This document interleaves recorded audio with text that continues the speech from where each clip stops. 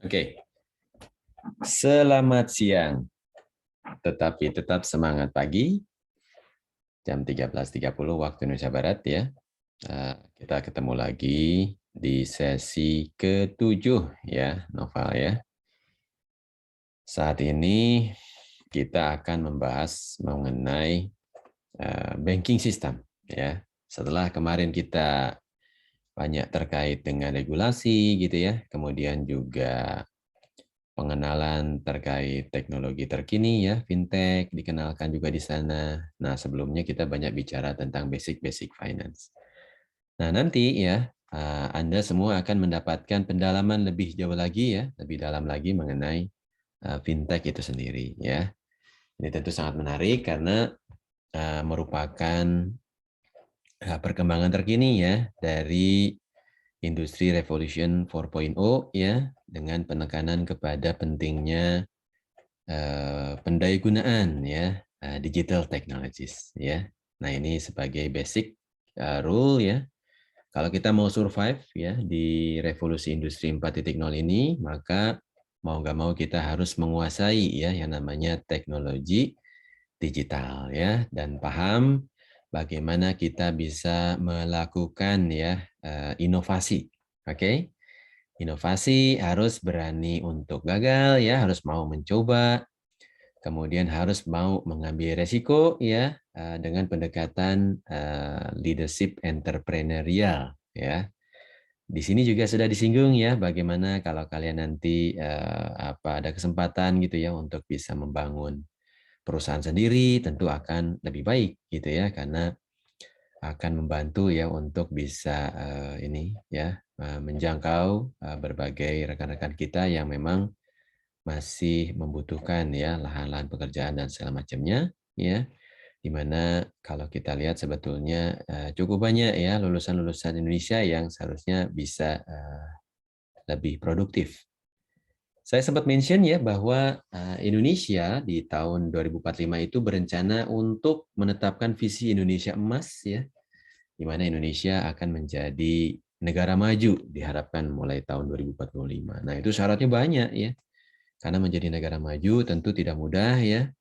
Artinya kita harus betul-betul bisa mengoptimalkan ya semua potensi yang dimiliki ya. Indonesia sekarang lagi menjadi ketua untuk G20 ya. Nah, di mana negara G20 kan artinya 20 besar dunia ya dalam konteks ekonomi. Artinya Indonesia itu potensinya besar gitu ya. Tapi di sisi lain juga penduduknya besar ya. Di mana kalau kita melihat dari pembagian ya antara income dengan penduduk. Nah, itu disebutnya apa tuh? Pernah dengar istilah GDP ya? Nah, itu adalah metode pengukuran ya untuk melihat berapa sebetulnya income kalau dibagi rata ke seluruh penduduk Indonesia ya. Income-nya gede ya, G20 ya, negara 20 besar dunia, tetapi juga penduduk terbesar keempat di dunia ya. Jadi 20 besar ekonomi dibagi ke 4 besar dunia ya, ternyata masih kurang juga ya. Artinya GDP kita masih GDP negara menengah ya, seperti itu. Makanya kita masih masuk sebagai developing countries, negara yang sedang berkembang ya. Nah, itu ya visi Indonesia Emas yang seharusnya juga menjadi visi dari teman-teman semua gitu ya. Persiapan ya dalam beberapa tahun ini, kemudian nanti ke depan mau support ya, mau kontribusi di mana gitu ya. Karena SDM Indonesia ini potensial banget ya. Dalam waktu beberapa tahun ke depan ya, itu shape-nya itu akan banyak di usia produktif gitu ya. Di usia produktif di mana kelahiran akan berkurang gitu ya. Orang-orang yang sudah senior juga berkurang seperti itu ya. Nah, yang tersisa adalah usia-usia produktif yang lagi puncak-puncaknya ya. Jadi bukan piramida lagi gitu ya, tapi gembung di tengah gitu ya. Yang seniornya berkurang, kelahiran juga berkurang karena keluarga berencana gitu ya. Nah, yang ada adalah produktif ini ya, produktif tenaga kerja ya. Seperti itu. Nah, itu semua harapannya bisa betul-betul bisa menjadi pengungkit ya bagi Indonesia untuk bisa lebih baik ke depannya. Itu ya intermezzo di awal supaya semangat ya bahwa kalian ini punya peluang yang besar ya di masa depan dan berada di prodi SI apalagi gitu ya. Tugasnya menyambungkan antara bisnis dengan teknologi. Tapi ini kan teknologi digital ini sebagai kunci ya kesuksesan di masa depan sehingga kalian tentu punya tugas mulia ya bagaimana nanti bisa menyambungkan ya antara sisi bisnis ya dengan bisa berinovasi mencari bisnis model baru ya. Mencari bisnis model baru yang nanti bisa betul-betul mendaya gunakan sumber daya yang ada di teknologi digital gitu ceritanya ya. Sehingga nanti bisa muncul ya startup ya yang kemudian bisa berkontribusi ya untuk menyumbang ya kepada ekonomi Indonesia pada umumnya ya seperti itu. Oke, sekarang kita lanjut lagi ya ke finance konteks yaitu banking terutama ya banking system itu seperti apa. Tentunya ini sesuatu yang sangat familiar ya karena kalian kan sudah sejak lama ya pastinya punya rekening bank ya seperti itu gitu. Nah, betul ya Nazma ya. Nazma punya berapa rekening bank? Satu, Pak. Oh, satu aja. Karena diwajibkan oleh Telkom? Enggak? Baru satu, Pak. Soalnya umurnya baru menginjak 18. Oke. Iya, iya, iya, iya. Siap ya. Jadi memang kayaknya sama peraturannya ya. Di Indonesia juga per 18 tahun. Saya bisa jadi per 17 tahun baru boleh punya rekening ya. Saya nggak tahu tuh. Punya rekening anak-anak boleh ya, tapi tetap biasanya dikawal oleh walinya atau orang tuanya ya. Seperti itu. Kayak anak-anak saya sekarang kan, saya punya anak 3 ya. Tiga-tiganya punya rekening bank tuh udah sejak anak kecil ya, sejak bayi seperti itu. Sampai sekarang dia punya rekening bank ya, seperti itu. Tapi rekening banknya itu ya dikelolanya oleh orang tua gitu ya. Jadi sifatnya hanya untuk menyimpan saja ya, seperti itu, tidak untuk bertransaksi. Oke ya, saya share screen ya. Saya share screen. Saya ingatkan lagi bahwa kita ada rencana untuk kuis ya. Jadi silakan sambil persiapan. Kemudian materi kuisnya juga mengcover materi kita kali ini yaitu banking system ya. Oleh karena itu tentu kalian perlu betul-betul serius nih ya memastikan bahwa apa yang disampaikan di kuliah ini itu memang betul-betul dipahami sehingga nanti pada saat mengerjakan kuis ya itu bisa dilakukan dengan baik ya, seperti itu. Oke? Nah, mudah-mudahan semuanya hadir ya. Tolong nanti dicek juga oleh Dava ya. Barangkali ada temannya yang lupa bahwa kita ada kuliah terakhir sebelum UTS ya di Sabtu ini dan kita juga ada agenda penting bahwa ada kuis ya. Walaupun nanti ya untuk UTS ya materinya cuman sampai materi minggu kemarin yaitu regulation. Oke. Tapi untuk kuis tetap sampai minggu ke-7 karena kuisnya itu dari minggu ke-5 ya, minggu ke-5 sampai minggu ke-7. Jadi mencakup 3 materi. Seperti itu, gitu. Nanti silakan ya kalau ada hal-hal yang belum jelas ya, ada yang mau ditanyakan ya, silakan bisa ini ya, raise hand ya, atau juga bisa menginterupsi ya. Seperti itu. Silakan saja. Saya mulai ya dengan kondisi keuangan di Indonesia. Di sini ada beberapa data ya, walaupun sebetulnya agak ketinggalan datanya gitu ya. Saya cek ini Pak Koordinator belum sempat untuk mengupdate kembali ya. Datanya masih data 2013-an nih ya, seperti itu. Ini udah 9 tahun yang lalu ya, seharusnya sudah update pastinya. Nah, tapi kurang lebih kondisinya seperti inilah ya. Saya pikir masih belum jauh berbeda ya, di mana Anda bisa lihat ya bahwa yang underbank ini masih banyak ya. Yang underbank ini masih banyak. Di mana itu menunjukkan ya bahwa penetrasi digital services atau banking services ya sebelum ke digital ya Ini sebetulnya kondisinya seperti ini, ya, di mana untuk daerah tertentu, ya, ini masih banyak yang underbank. Oke. Nih, ini dia ya. Anda bisa lihat ya, saya sudah sorot pakai laser pointer.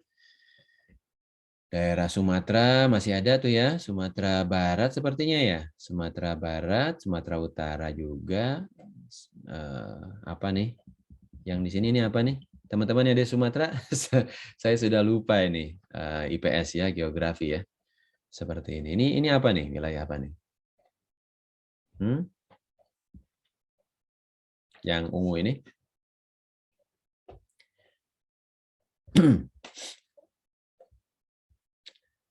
Bengkulu kali ya, atau bukan? Kemudian ini Kalimantan ya, Kalimantan Selatan. Kemudian ini juga Papua juga masih ya, seperti itu. Kemudian juga yang kuning-kuning ini juga sebetulnya masih banyak yang underbank-nya ya. Underbank itu artinya belum banyak menggunakan layanan banking ya, seperti itu gitu. Bisa karena faktor ekonomi gitu ya. Bisa karena memang bank di sana nggak terlalu populer gitu ya, sehingga belum banyak orang yang saving gitu ya menggunakan banking services seperti itu gitu. Nah, di satu sisi itu banyak juga yang sudah overbank ya, artinya sudah punya ini ya, punya akses ke beberapa bank sekaligus bisa jadi gitu ya. Itulah kenapa tadi saya tanya ya, sudah berapa banyak itu punya rekening gitu ya. Seperti itu gitu. Kalau dulu ya, karena memang ada dua besar jaringan banking di Indonesia ya, jaringan swasta yang dimotori oleh BCA ya dengan ATM primanya dan jaringan ATM ini ya, apa namanya, ATM bank BUMN ya yang dijaga gawang oleh Mandiri ya. Nah, itu ATM bersama kan namanya ya. Seperti itu seolah-olah harus punya minimal dua ini gitu ya. Kalau nggak Mandiri dan BCA gitu ya, supaya gampang nanti kalau ada urusan apa-apa gitu ya. Tapi sekarang kan sebetulnya makin banyak ya jaringan-jaringan yang menyambungkan semuanya gitu ya. Sekarang juga ada GPN juga gitu ya yang kemarin kita bahas ya. Kemudian juga banyak jaringan-jaringan internasional yang juga bisa menyambungkan satu sama lain ya. Seperti itu, Mastercard, Visa ya, Alto misalnya ya dan selanjutnya seperti itu gitu. Oke, ya. Nah, kemudian kalau di level dunia kita lihat ya, bahwa persentasenya lumayan besar ya untuk di USA, UK, misalnya Eropa gitu ya. Itu menunjukkan kemampuan ini ya, kematuriti atau kematangan ya, maturitas atau kematangan dalam menggunakan banking services ya, menggunakan layanan keuangan. Cina sendiri pun juga masih 79% ya. Mungkin ini Cina dulu juga gitu, karena sekarang dengan adanya ini ya, dengan adanya digital technology ya, saya dengar sih transaksi sekarang dipaksa digital semua gitu ya. Jadi sudah cashless society itu. Seperti itu gitu, di mana sudah sangat sedikit menggunakan uang tunai ya. Transaksi itu tinggal pakai ini ya, aplikasi yang mereka bawa sehari-hari ya. Kemudian komunikasi juga pakai WeChat misalnya ya. Kemudian juga transaksi perbankannya pakai apa tuh? Pakai Alipay misalnya gitu ya, transaksi kemana-mana gitu ya. Belanjanya juga lewat Alibaba gitu ya. Jadi ya segala sesuatunya serba digital ya. Indonesia sebetulnya sudah ke sana ya arahnya ya, cuman memang masih banyak variasinya ya. Jadi belum single ini ya, single apa manajemen lah gitu ya. Seperti itu gitu. Yang saya pernah mention bahwa sebetulnya yang paling ideal adalah menggunakan konsep single identity number ya, di mana semua transaksi autentikasi itu dilewatkan kepada ini ya, kepada satu identitas tunggal ya, seperti itu. Mau urusan asuransi kayak mau urusan pemerintahan gitu ya, mau urusan transaksi payment gitu ya, mau urusan belanja, mau urusan konsumsi gitu ya, semua harus pakai identitas yang sama gitu ya. Nah, seharusnya begitu idealnya ya. Indonesia kan punya IKTP, seharusnya segala sesuatu itu pakai NIK ya. Nah, cuman masalahnya sekarang siapa ya yang terbiasa, bahkan bisa jadi ada yang nggak hafal NIK-nya ya. Ryan, NIK kamu berapa Ryan? Ya, iya Pak. Tuh. Nggak ingat ya nikahnya ya. Nadia ingat nggak ya nikahnya Nadia? Enggak, Pak. Nah ini dia ya, harus ingat ya. Tapi memang sekarang kurang relevan ya karena Enika sendiri belum jadi satu identiti tunggal ya, sehingga kalau lupa Enika jadi masalah besar ya. Nah, sekarang bahkan IKTP pun masih bisa punya lebih dari satu ya, kalau punya ini ya, punya punya akses seperti itu gitu ya. Nah, ini kondisi di Indonesia ya yang seharusnya nanti idealnya harusnya single identity number ya. Ini saya cerita aja di Swedia gitu ya karena saya kebetulan di sini. Ya, ini sudah sangat berjalan gitu ya. Masalah perpajakan juga sudah single gitu ya. Susah untuk mengelak gitu ya karena transparan segala sesuatunya ya. Dapat gaji berapa, punya rumah di mana, punya mobil berapa, itu semua transparan, semua ada di kantor pajak gitu ya, nggak bisa kita berkelit ya, seperti itu gitu. Kemudian juga semua transaksi dilewatkan kepada person number tadi ya, sehingga kalau kita lupa person number-nya, ya udah goodbye bye bye gitu ya.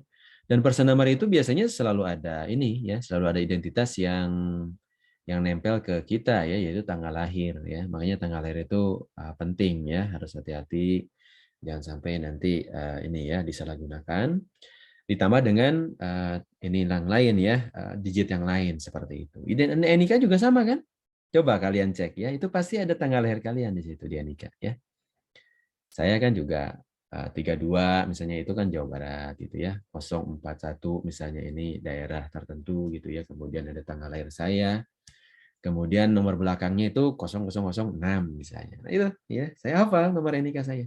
Seperti itu. Sehingga kalau nanti ngisi form segala macam ya tinggal ngisi aja gitu ya. Nah, balik lagi ke sini ya, bahwa survei McKinsey ya, ini McKinsey ini perusahaan Big Four ya, perusahaan konsultan manajemen salah satu yang terbesar di dunia ya, multinasional.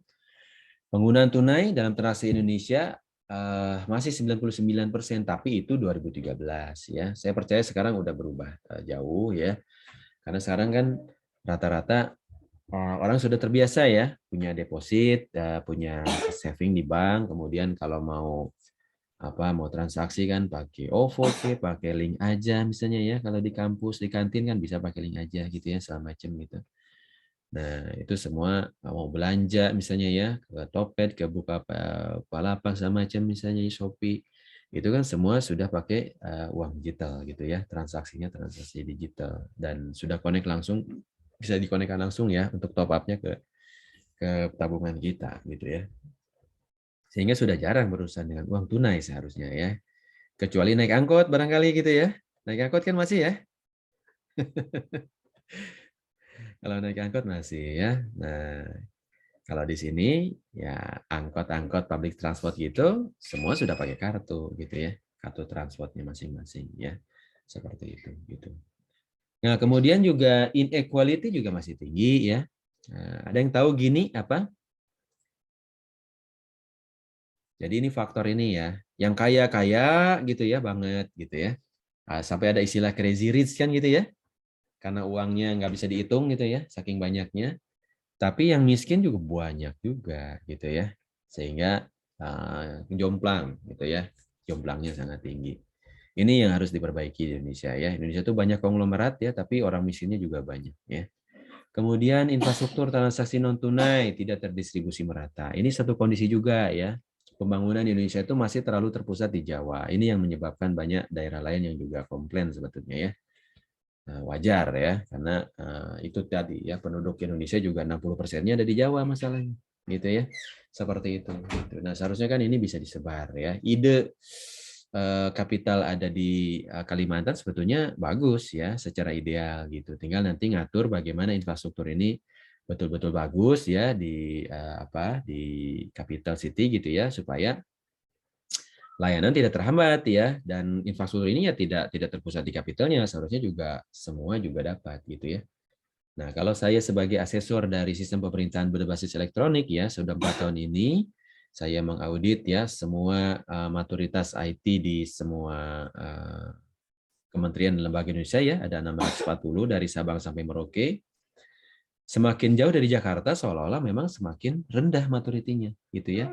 Bahkan masih banyak daerah ya, apalagi di luar Jawa yang jangankan bicara IT ya, jangankan bicara teknologi digital, bicara listrik aja masih biarpet gitu ya. Nah ini satu kondisi ya yang memang challenge bagi kita semua ya.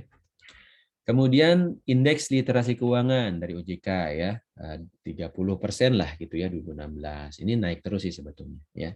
Seperti itu. Kemudian hanya 36% ya yang memiliki rekening pada lembaga keuangan formal ya. Tingginya biaya pembukaan cabang. Ini dulu ya, sekarang kan bahkan sudah bisa pakai ini ya, digital aja ya, nggak perlu pakai buku kan ya. Ada yang udah nyoba siapa? Bisa share pengalaman buka rekening digital? Saya BCA nggak pakai itu, Pak. Habis Nggak ya, pakai buku. pakai buku. Yang apa sih namanya, saya lupa namanya. Iya, itu. Tapi emang pakai kartu doang. Iya, iya, iya, iya. Gimana kemarin ceritanya? Kamu daftarnya apa harus ke bank langsung atau bisa online? Sih saya ke bank langsung karena emang dekat dari rumah kan, nggak terlalu jauh. Nah, bahkan sekarang itu kalau dilihat ya ada ini kan, ada pembukaan rekening yang bisa dari ini ya, secara online gitu ya. Nah, saya nggak tahu nih kalau ada yang pengalaman, saya juga belum pengalaman ya. Seperti itu, karena rekening saya dari dulu ya itu-itu aja gitu ya, udah lama banget. Seperti itu gitu. Dan ke bank juga jarang banget karena sekarang semua sudah digital ya, kebanyakan seperti itu gitu. Nah, itu kondisinya ya. Kalau ada yang sudah pernah nyoba, silakan bisa share ya. Tapi sekarang udah berubah jauh. Nah, ini yang tadi saya mention ya. Nah, ini pasti sudah sangat paham ya, revolusi industri 4.0 ya, di mana saat ini tuh ya sekarang segala sesuatu berbasis teknologi ya, utamanya teknologi digital ya, itu yang membuat disrupsi ya, membuat semua orang harus bertransformasi yang incumbent ya, perusahaan-perusahaan lama gitu. Karena kalau enggak akan terlibas ya oleh startup-startup digital ya, born digital company yang notabene sudah sangat fasih ya, berteknologi ria sejak awalnya gitu ya. Dengan kondisi yang slim ya, badannya nggak gemuk gitu ya, badannya ringan sehingga bisa gampang berlari ya, cepat untuk bisa menghasilkan layanan gitu ya. Di sisi lain regulasi juga belum mengontrol secara ketat ya kalau untuk fintech ya. Nah, saya mention kemarin ada istilahnya apa? Sandbox regulation ya. Jadi peraturan yang lebih ringan gitu ya, mengkustomisasi kebutuhan dari si ini ya, mengikuti kebutuhan dari si fintech-nya ya, sampai suatu saat dia sudah cukup mapan sehingga beralih ya dia menjadi perusahaan yang lebih ketat ya, seperti itu gitu. Tapi di sisi lain perusahaan-perusahaan incumbent karena dia sudah pemain lama gitu ya, bebannya berat ya. Kenapa? Karena propertinya di mana-mana ya. Contoh misalnya PT Pos ya. PT Pos itu kan hampir ada di setiap kecamatan ya. Walaupun sekarang lagi bertransformasi digital ya. Anda bisa lihat kan layanan pos sekarang ada berapa? Ada 2 ya. Ada yang pernah nyobain layanan pos? Aplikasi pos digital?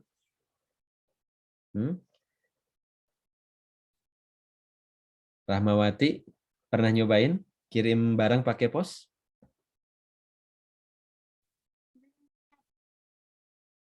Suaranya ngilang.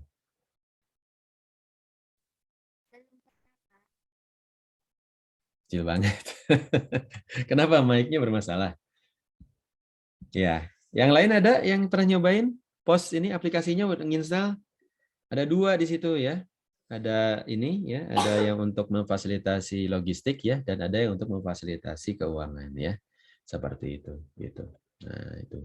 Silakan Anda cek ya, dua-duanya itu transformasi digitalnya PT Pos ya. Kemarin kebetulan saya baru ngundang ya di ISAKA, itu mengundang Pak Faisal ya di Rootnya Pos ya, beliau cerita banyak tentang transformasi digital ya. Dan kesulitannya apa ya? Karena perusahaan besar dari awalnya, perusahaan tertua di Indonesia ya. Ada yang bisa nebak, Hendrikus, berapa lama usia PT Pos?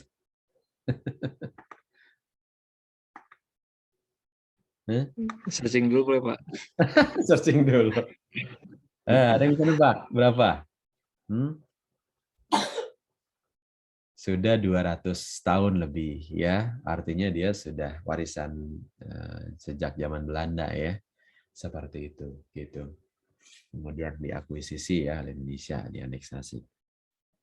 Nah, dia propertinya di mana-mana, tanahnya di mana-mana, kantornya di mana-mana gitu ya.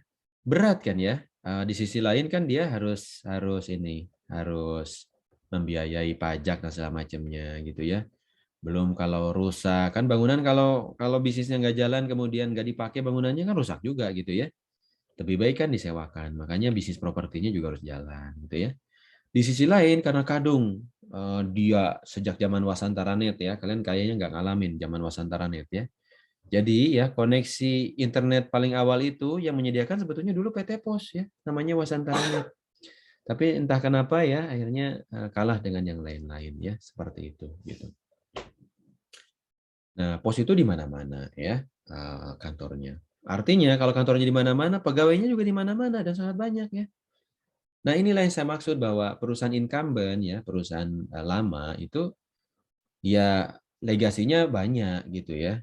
Nah, warisannya banyak yang justru kadang jadi beban malah gitu ya kalau harus bersaing dengan perusahaan-perusahaan yang baru ya.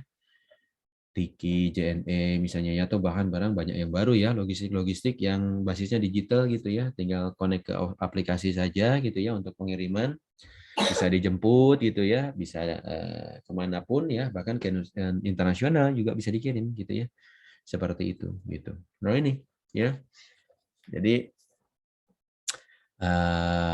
dampak dari revolusi industri itu seperti itulah kurang lebih ya. Perusahaan kalau tidak beradaptasi ya, bertransformasi digital, maka akan ketinggalan dan akan mati ya.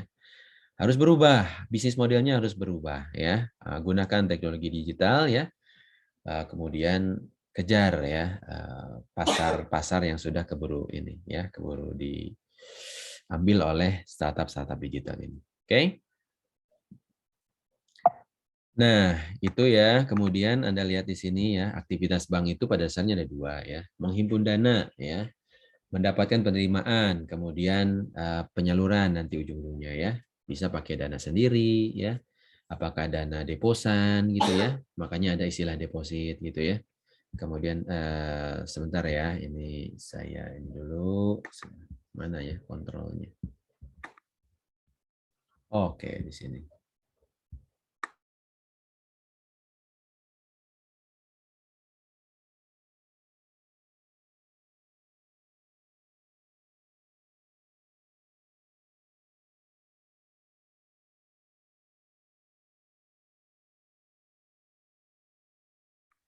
Oke, sorry ya.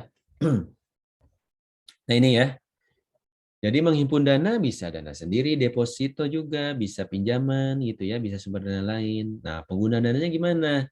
Dana yang berhasil dihimpun ya harus disalurin. Kalau enggak dana ngendap ya sayang ya, malah jadi beban bagi banknya karena harus ngeluarin bunga ya, walaupun bunga itu kecil ya. Seperti itu gitu. Nah, untuk cadangan likuiditas. Nah, kira-kira kenapa harus punya cadangan likuiditas, Vincent?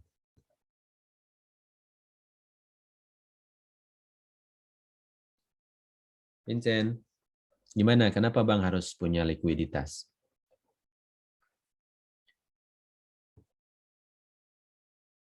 Gusti dibantu ya. Vincent kayaknya lagi nggak online. Gusti, silakan.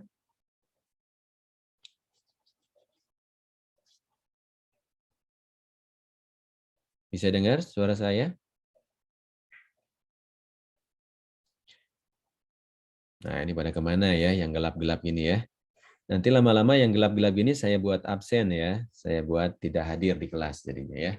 Seperti itu. Oke, ada yang tahu kenapa harus cadangan liquid, Laura?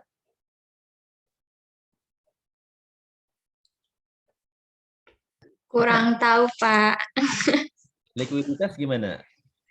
Likuiditas itu kayak aset yang dimana dia harus tidak mempengaruhi. Ada yang lain? Apa itu yang dimaksud dengan likuiditas? Silakan. Kayak cash bukan, Pak?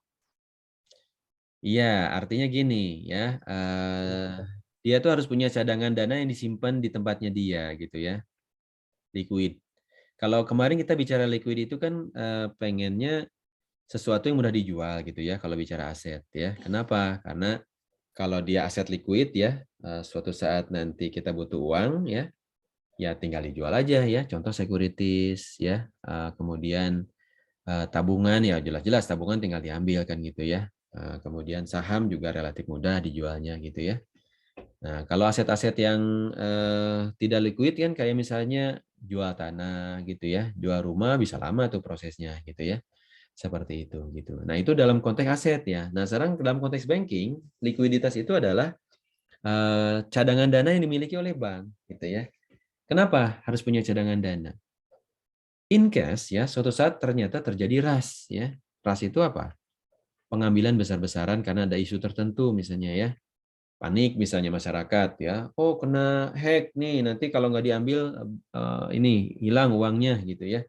Seperti itu gitu. Akhirnya terjadi ras ya, semua orang pada ngambil tabungannya masing-masing. Nah, ini ya. Kalau nggak liquid, itu bank bisa kolaps gitu ya. Kenapa? Karena dia di saat dia harus bisa memberikan dana kepada yang minjem ya. Yang minjem itu kan kalau yang tabungan biasa itu kan boleh ngambil kapan saja ya kalau butuh. Beda dengan deposito yang berjangka gitu ya, di mana dia hanya bisa mengambil pada tanggal tertentu. Kalau enggak dia akan kena denda gitu ya. Seperti itu gitu. Nah, kalau dia disimpannya di saving, kapanpun harus bisa diambil, ya susah banknya kalau dia tidak punya cadangan liquid yang besar gitu ya. Kemudian untuk penyaluran kredit, disinilah justru bank dapat duit ya. Kenapa? Karena dia dapat bunga ketika dia menyalurkan kredit ya. Kemudian bank juga bisa investasi ya dengan punya usaha lain, misalnya ya dia punya anak perusahaan gitu ya, atau dia ikut investasi ke investasi tertentu ya, seperti itu misalnya ke saham gitu ya, ke capital market ya, ataupun juga ke financial market yang lain gitu ya, di mana harapannya dia bisa mendapatkan nilai balik ya. Bank asuransi sama ya, dia punya dana mengendap yang harus diputar, kalau enggak dia bakal rugi ya. Kemudian dia juga punya aset tetap, dia punya investasi juga ya, seperti itu gitu. Nah, aset tetap ini juga harus hati-hati karena tadi ya, aset tetap itu beban sebetulnya ya. Syukur-syukur kalau dia naik terus gitu ya, tapi kalau ternyata dia juga besar pajaknya gitu ya, kalau dibiarkan jadi rusak, nah ini malah jadi beban ya, seperti yang tadi saya sampaikan ya. Oke ya, itu pada dasarnya ya aktivitas bank ya. Nah, kalian kan terlibat juga sebetulnya di situ ya. Kemudian nih produknya ya, produknya misalnya tabungan ya, kemudian giro ya, atau demand deposito ya. Nah, giro biasanya disebut rekening koran ya. Jadi dia penarikannya dapat dilakukan setiap waktu ya dengan menggunakan cek ya. Cek ya. Cek itu ini ya. Ini ya paper khusus ya untuk bisa mencairkan uang ya. Kemudian biliat giro juga ya, surat perintah pembayaran misalnya ya, atau dengan cara pindah buku ya, transfer seperti itu gitu. Nah, itu giro ya namanya demand deposito. Nah, kemudian juga ada time deposit ya, namanya deposito yang biasa kita kenal ya. Nah, deposito itu kita harus nyimpan pada waktu tertentu ya. Misalnya per bulan, kemudian di rolling gitu ya, roll over ya. Seperti itu secara otomatis. Nah, begitu terjadi rolling over ya, maka nggak bisa diambil lagi gitu ya. Diambilnya pada tanggal tertentu nanti di bulan depannya lagi misalnya.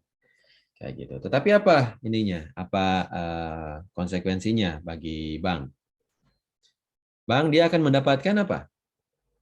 Uang yang mengendap lebih lama gitu ya. Dan lebih pasti bisa dipakai untuk investasi misalnya atau dipinjemin untuk kredit gitu ya.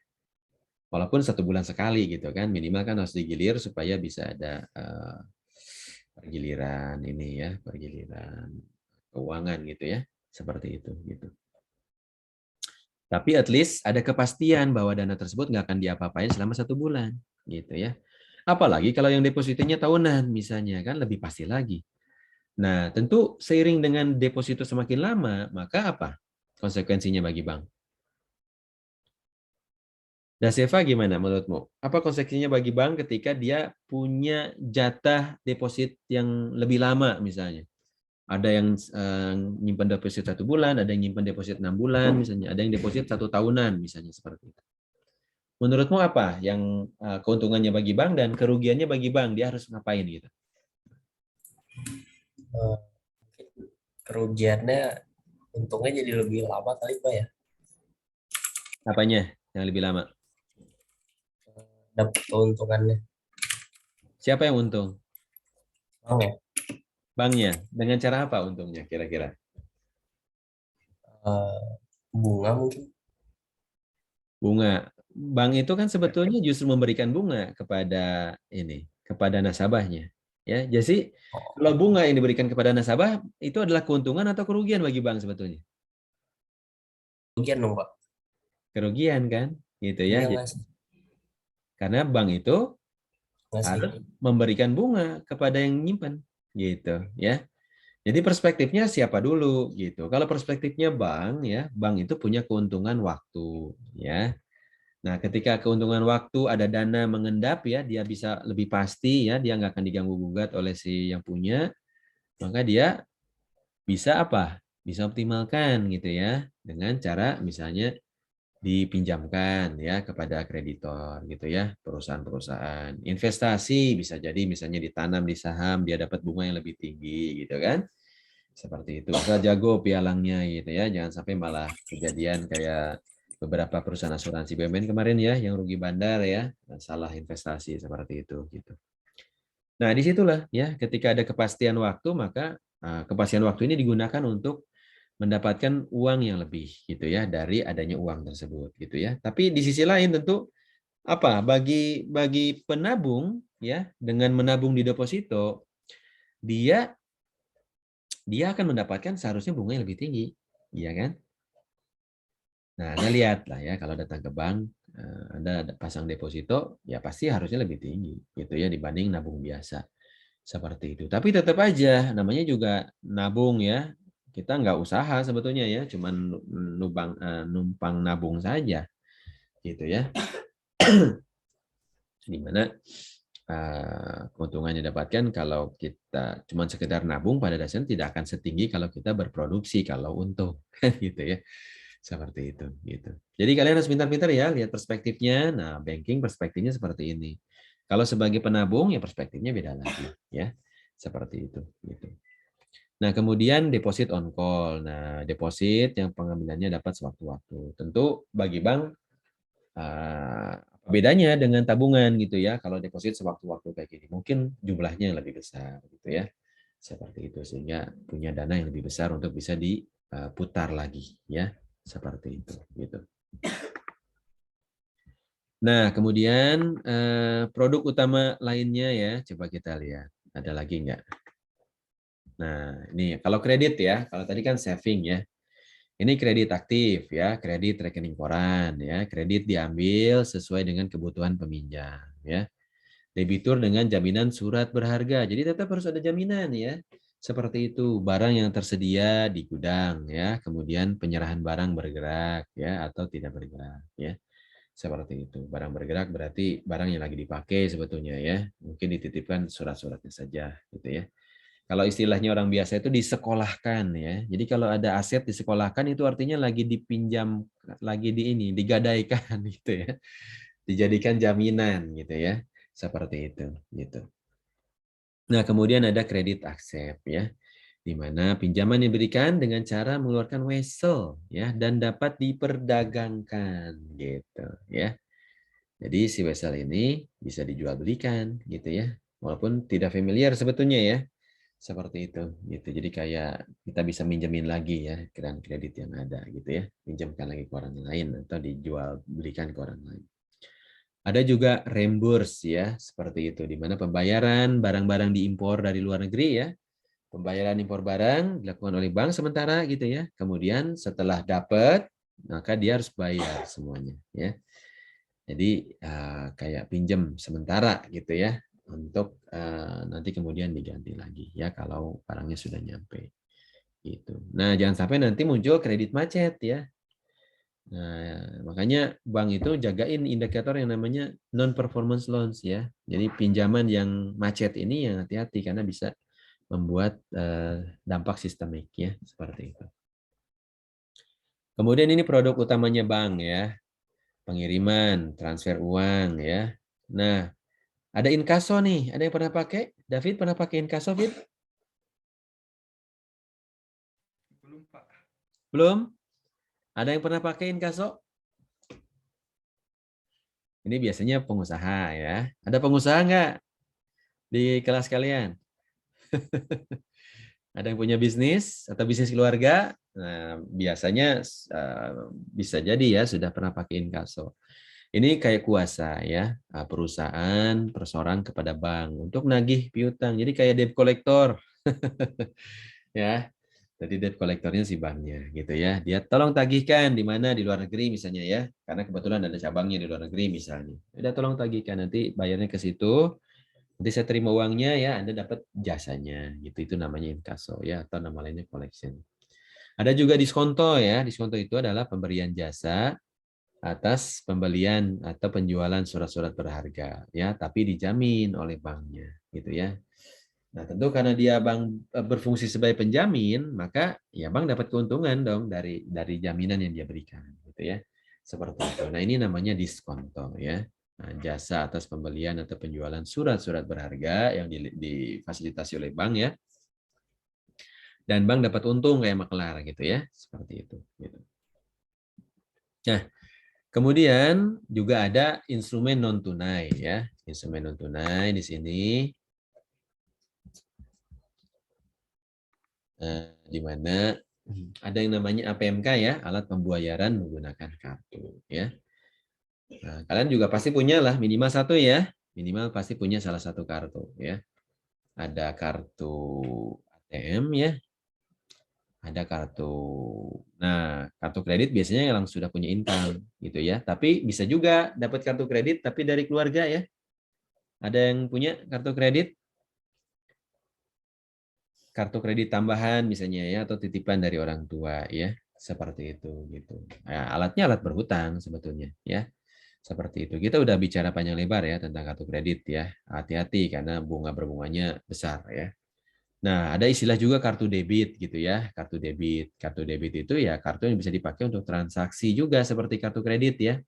Tapi uang yang dipakai bukan uang bank ya, uang kita sendiri yang ada di tabungan kita sendiri. Itu namanya kartu debit ya. Nah, pada banyak kasus kartu debit itu jadi kartu ATM juga gitu ya. Tapi sebetulnya itu dua fungsi yang berbeda karena ATM itu tugasnya untuk ngambil uang, ya kan? Seperti itu gitu. Nah, sementara kalau kartu debit tugasnya untuk belanja ya, untuk ya tetap semuanya APMK dan ingat ya regulasinya ada ya APMK ya. Ada regulasi dari mana? Rizky, silakan masih ingat? Nah, ini kita mau kuis nih, pasti ada soalnya di kuis ya tentang regulasi ya. Apa regulasi yang mengatur tentang ini APMK, pembayaran berbasis kartu? Apakah dari OJK, apakah dari BI? Rizky.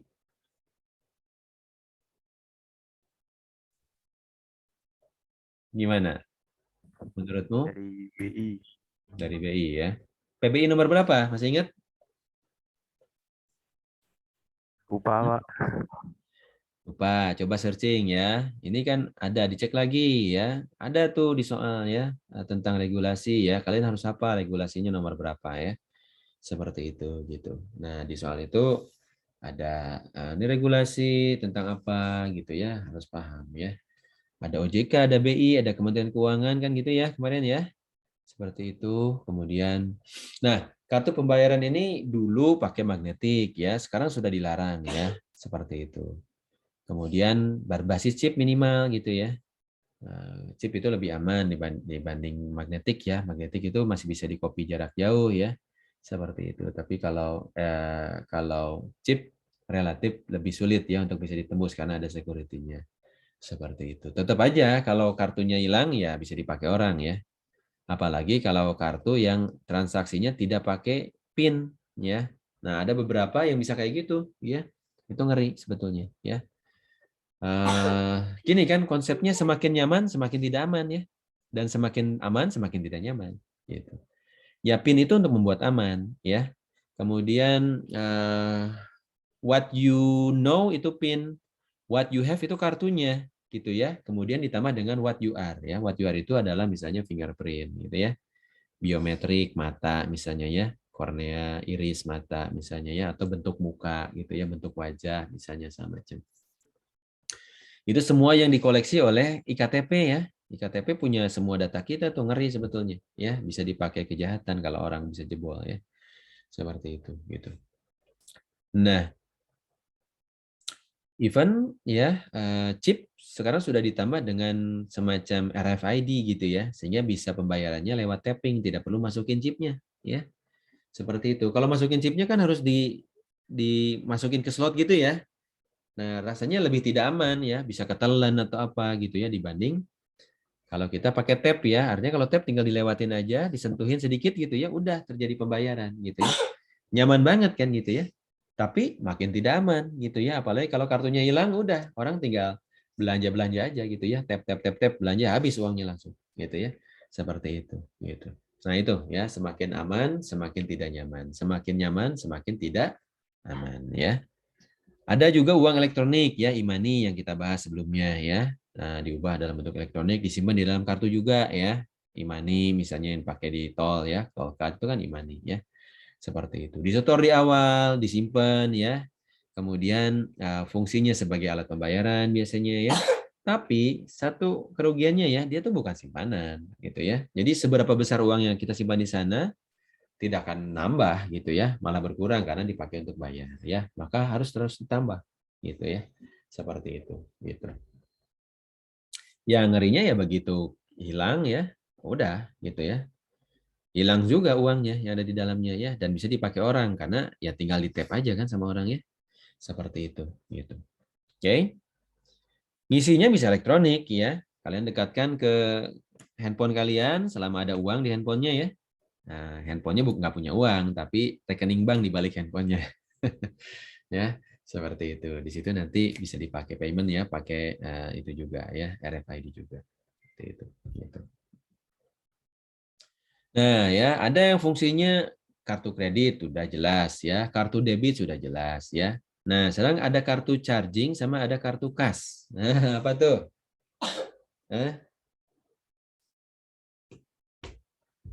Silakan, ada yang Azri pernah dengar istilah charge card, Ardi? Atau sudah sempat searching? Kalau belum pernah dengar, Pak. Belum pernah. Sudah searching belum? Belum. Tapi kalau saya lihat dari gambar itu kayak charge card itu kayak kayak ini ya, Pak, kayak apa? Kartu tol gitu, Pak. Ya mirip ya. Di situ kan kayak Indomart Card gitu ya. Dia untuk belanja juga seperti itu, gitu ya. Kemudian di sini ada saingannya sebelahnya nih, ada cash card juga gitu. Ya. Untuk apa tuh? Zaim. Ayo, jangan Jaim aja, Zaim. Iya, Pak. Cash card apa, Zaim? Ini ada kartu PayPal ya, saya juga baru tahu. Bukan, Pak. PayPal ada kartunya. Itu untuk bisa dapetin cash ya, cash card ya, seperti itu. Jadi artinya tentu harus ada yang transaksi ke situ artinya ya, seperti itu. Gitu.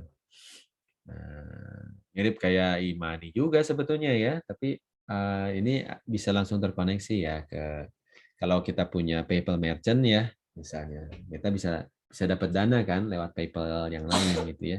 Nah, terjadi transfer masuk ke sana bisa kita belanjakan ya. Seperti itu gitu. Nah, kalau charge card ya e-money itu ya, seperti itu yang tadi kita bahas ya. Ini nama lainnya ya. Nah, ini ada yang namanya EDC. Nah, yuk. Hairul, EDC apa tuh Hairul? Masih ingat?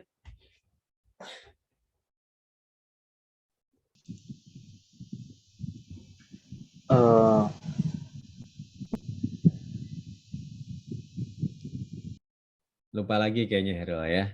Ada yang bisa bantuin? Lupa, Pak. Electronic data capture, Pak. Nah, apa tuh? Coba jelasin. Mesin untuk gesek, Pak. Untuk gesek. Nah, mesinnya kayak Kartu gimana? kredit, kartu debit. Nah, di mana biasanya adanya, Nanang? EDC? Di toko, Pak, yang perlu ya? pembayaran kayak kasir gitu. Masih ingat bentuknya kayak gimana? Masih, Pak. Di situ kan ada ini ya, bentuknya segenggaman tangan gitu ya. Di situ ada tombol ya, kayak telepon jadi bentuknya ya, handset gitu ya. Nah, teman di situ bukan layar, tapi untuk masukin chip ya, atau untuk gesek magnetik ya, dulu ya, atau untuk tapping ya. Nah, di Indonesia kayaknya belum familiar dengan tapping ya. Paling banter chip ya, chipnya dimasukin ke situ, masukin pinnya, baru bisa transaksi. Nah, itu namanya electronic data capture ya. Seperti itu gitu. Nah, Anda lihat tuh ininya ya, pemegang kartu dia bisa bayar transaksi ke ini ya, ke badan pemerintahan, bayar pajak misalnya ya. Kemudian ke bank juga untuk bayar tagihan segala macam misalnya ya. Kemudian acquiring bank dia bisa memfasilitasi ya proses otorisasi lewat EDC-nya ya. Transaksi terjadi di sana ya. Itu intinya adalah transaksi aja sih gitu ya. Cuman difasilitasi oleh yang namanya electronic data capture ya. Dia harus connected ke internet ya. Kalau nggak bisa transaksi ya. Seperti itu gitu. Dan tergantung jaringan apa yang dia connected ya. Jaringan kartu kredit, jaringan Visa, Mastercard misalnya ya, debit card juga bisa ya, Visa, Mastercard seperti itu gitu ya. Kemudian ya itulah kurang lebih ya, edisi itu simple sebetulnya ya. Coba kita cek lagi yang lain. Nah, sekarang ada ini Imani misalnya ya. Kita lihat tuh Imani ya, pemegang kartu adalah pengguna sahnya gitu ya. Siapa prinsipalnya? Ingat ya, ada istilah prinsipal, ada istilah penerbit ya. Ada istilah acquire ya, seperti itu. Itu beda ya. Walaupun bisa diwakili oleh lembaga yang sama ya, seperti itu. Misalnya penerbit. Nah, kita punya Imani, Imaninya datang dari Bank Mandiri misalnya ya untuk kartu tol. Ya, itu penerbitnya ya Bank Mandirinya gitu ya. Kemudian prinsipalnya siapa? Ya Bank Mandiri juga gitu ya. Bank atau lembaga non-bank ya yang bertanggung jawab atas pengelolaan sistem dan atau jaringan antar anggotanya. Gitu ya. Seperti itu gitu. Nah, kemudian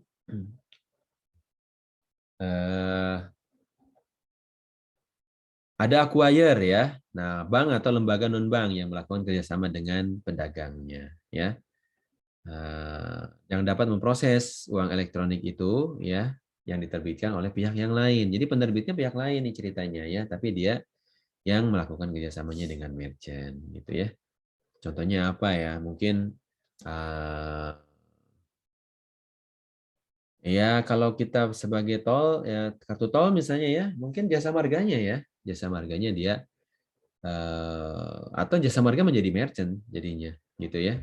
Seperti itu dia menjual barang atau jasa kan gitu ya, menerima pembayaran di transaksi elektronik gitu. Ya. Kemudian ada penyelenggara clearing ya. Clearing ini proses transaksinya ya. Jadi bank atau lembaga yang menghitung hak dan kewajiban keuangan ya setiap penerbit dan atau acquire dalam transaksi uang elektronik ya. Jadi siapa mendapatkan berapa? Nah, dia yang membantu proses clearingnya gitu ya. Misalnya transaksi e-tol ya. Nah, setiap transaksi maka tentu ada dana yang masuk ke ini ya. Dana yang masuk ke jasa marga misalnya sebagai penyelenggara tol ya, sebagai merchant-nya, penjual servisnya. Kemudian ada dana yang juga dilewatkan kepada si tol card-nya gitu ya, karena dia punya jasa terhadap itu gitu ya. Penyelenggara penyelesaian akhir ada istilah yang lain ya. Ini adalah bank atau non bank ya yang melakukan dan bertanggung jawab ya terhadap penyelesaian akhir atas hak dan kewajiban keuangan setiap penerbit dan atau acquire dalam transaksi uang elektronik ya. Nah, ini agak ini ya, agak blur ya pembatasannya dengan penyelenggara clearing ya. Di situ kan dia penyelesaian akhir itu maksudnya gimana persisnya gitu ya. Nah, kita lihat lanjut lagi Imani contohnya ya, misalnya dari bank. BCA kan punya Flash ya, kemudian punya Sakuku, Mandiri, dia kerjasama dengan berbagai pihak ya. e-tol, Indomart yang tadi ya, Gas misalnya ya. Bank Mega dia punya studio ya. Kalian pernah main kan ke Trans Studio ya? Nah, kan harus pakai Bank Mega tuh kalau mau dapat ini ya, diskon ya. Kemudian Smartcard, BNI dia punya Java, Jas ya, Kartuku juga ya. Kalian kan sebagian mungkin juga punya BNI ya, karena ada BNI di Tell You ya, seperti itu. BRI juga ada ya, Brizi namanya. Kemudian Permata, Niaga ya, Niaga bahkan punya rekening ponsel. Rata-rata sekarang juga ini ya, seharusnya punya rekening ponsel kan lebih mudah ya, tapi lebih mudah pasti lebih tidak aman ya. Seolah-olah kan kita bisa kemana-mana cukup di ponsel aja gitu ya, dananya sudah ada di ponsel, bisa ditransaksikan ya. Walaupun terbatas kan ya kemampuan transaksinya. Nah, kalau sekarang sudah digitalisasi ya, selama sudah terkoneksi ke layanan pembayaran apapun ya, ya udah sangat praktis gitu ya. Kemudian lembaga non bank ya, tuh ada Indosat, dia punya dompetku ya, Sky Card ya, Flexi, Ives ya, Telkomsel punya Tikes yang sekarang jadi link aja ya. Kemudian XL Tunai, FinChannel, Finet ya, Arta Jasa dia punya Min, DokuPay punya NSIA ya, dan berbagai macam. Jadi banyak variasinya ya, seperti itu gitu. Oke ya, kemudian kita lihat berikutnya ya. Nah, kalau APMK nih ya, kartu kredit misalnya ya, penggunanya ya yang pemegang kartu gitu ya. Tapi ya bisa sebetulnya ya dipakai untuk yang lain ya, seperti itu gitu. Cuman ya beberapa kan masih menggunakan sekarang itu kalau kita tahu PIN-nya ya udah kita bisa pakai kan gitu ya.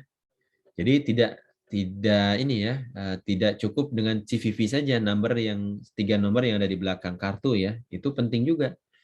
Nah, beberapa transaksi online masih itu hanya mengandalkan CVV gitu ya. Sekarang sih sudah ditambah dengan secure ini ya, secure payment ya.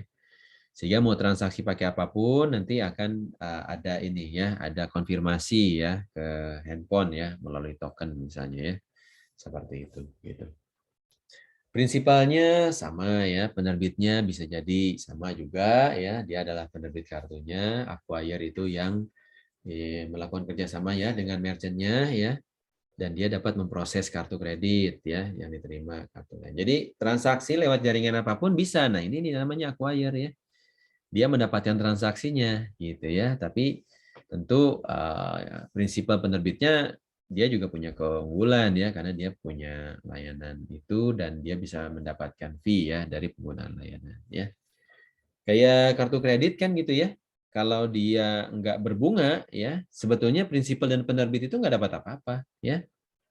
Seperti itu gitu. Makanya boleh-boleh aja pakai kartu kredit ya, tapi pastikan bahwa kamu sudah bayar sebelum jatuh tempo gitu ya. Per bulan berarti kan seperti itu gitu. Saya pakai kartu kreditnya kenapa? Karena sangat berguna pada saat transaksi online terutama ya. Atau transaksi gesekan di mana lah gitu ya. Kalau sebetulnya transaksi kartu debit juga bisa ya. Seperti itu gitu. Selama dia connected ke Visa Mastercard misalnya ya. Seperti itu gitu. Nah, kemudian merchant-nya siapa tergantung ya, barang jasa apa yang dibelikan pakai kartu kredit ya. Kemudian penyelenggaranya ya. Apakah Visa, Mastercard-nya gitu ya, kan tergantung clearing-nya lewat mana ya, bank itu ya. Nah, termasuk juga penyelesaian akhir ya, seperti itu. Ini ininya ya, sistemnya nih ya. Settlement-nya seperti apa. Cukup agak rumit ya, kartu kredit itu. Walaupun kenyataannya di sisi kita sebagai pengguna ya cuman ini aja ya, cuman dipakai alat pembayaran doang gitu ya. Once kita sudah punya barang, masukin aja ke alat pembayaran ya, EDC aja misalnya ya, kalau nggak di teller. Ya udah bisa terbayar itu ya, tinggal di tap aja seperti itu gitu. Oke ya, kalian pasti sudah pernah lah ya transaksi EDC ya, kemudian ada verifikasi rekening ya, kemudian ada validasi rekening. Kalau berhasil maka akan nambah ya hutang kita di kartu tersebut gitu ya. Nah itu nanti dibayar nanti di akhir bulan atau di awal bulan, tergantung dari tanggal ininya ya, tanggal tiap bulannya berapa. Ininya batas waktunya ya, beda-beda ya tiap orang. Kemudian kalau misalnya penuh ya, nggak ada slot lagi untuk bisa berhutang ya, karena ada limit namanya ya, maka tolak transaksi ya, reject namanya ya, seperti itu gitu. Nah itu semua nanti akan kelihatan di ini ya, di transaksinya bank ya, seperti itu. Kemudian kalau sudah ada kredit, nah nanti penagihannya nih ya, urusannya debt collector ya, kalau nggak lancar gitu ya. Jadi nanti Anda bisa siap-siap tuh kalau misalnya pakai kartu kredit ya, kayak Lanang yang sekarang sedang ini ya, sedang pakai kacamata ya, seperti itu. Itu nanti bank akan nagih pastinya, gitu ya. Bank akan nagih. Kemudian kalau nggak kebayar ya, itu nanti apa yang terjadi? Nah, Niloh belum bicara Niloh. Ayo, apa yang terjadi Niloh ketika misalnya kita lupa bayar? Pernah ini nggak? Pernah pakai kartu kredit atau punya kartu kredit atau pernah dengar kalau orang pakai kartu kredit terus dia lupa bayar, apa yang terjadi? Dapat denda, Pak. Denda. Bentuknya seperti apa tuh dendanya? Gimana ininya? Mekanisme dendanya? Kurang tahu sih, Pak. Nggak pernah pakai soalnya. Oke, ya. Ada yang tahu nggak? Pernah melihat langsung di slip rekening kartu kreditnya? Ini bukan Pak, kayak nanti kayak poin kreditnya itu turun sama